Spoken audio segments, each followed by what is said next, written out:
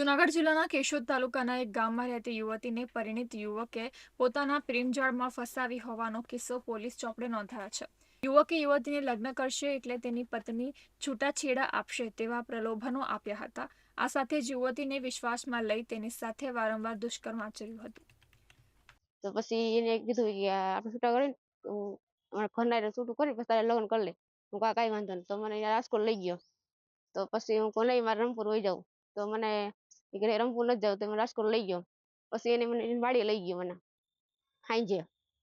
પછી મને રાતનો અંધારું હતું મને ફાયદો ઉઠાવ્યો મારો. પછી મને હું કહું નહીં મને રંગપુર મૂકી જા હાલ કે તને પાછો ઈ કે આપણે રાજકોટ વઈ જાય એમ કરીને મને લઈ આવ્યો. પછી મને એ કેશોદમાં વચમાં મને મૂકી દીધી વઈ ગયો. મને એનું નામ પુનિત. મને ઈ કે આ શરીર સમેત બાંધ્યો આપણે ઈ કે કોઈને કહેતી નહીં નકર હું તને મારી નાખે ઈ કે.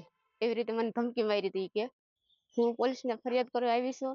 એનું નામ પુનિત એને હાજર કરીને એના મને અન્યાય દે મને. જોકે પરિણીત યુવક યુવતી સાથે મૈત્રી કરાર કરી પત્નીથી અલગ રહેતો હતો.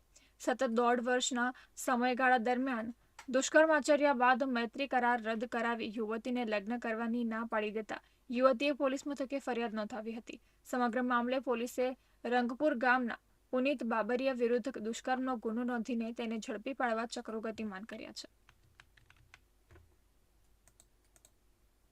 લાલચ આપી અને તેઓની સાથે અવારનવાર શરીર સંબંધ બાંધેલ તેમજ તેઓની સાથે મૈત્રી કરાર કરી તેઓ જતા રહેલા અને પાછળ ત્યાં પણ એમણે સંબંધ બાંધેલો અને ત્યારબાદ ફરી પરત આવી અને મૈત્રી કરાર તોડી નાખી અને લગ્નની વાત કરતા આરોપીએ ફરિયાદીને લગ્ન કરવાની ના પાડી અને તેઓની સાથે આ રીતે છેતરપિંડી કરી એટલે વિશ્વાસ આપેલો કે લગ્નને તારી સાથે કરશું અને ત્યારબાદ લગ્ન કરવાની ના પાડેલ હોય અને તેઓની સાથે શરીર સંબંધ બાંધેલો હોય જે બાબતની ફરિયાદ ભોગ બનનારે કેશોદ પોલીસ સ્ટેશન ખાતે કરતા કેશોદ પોલીસ સ્ટેશને આ બાબતનો ગુનો દાખલ કરી આગળની તપાસ હાથ ધરી છે.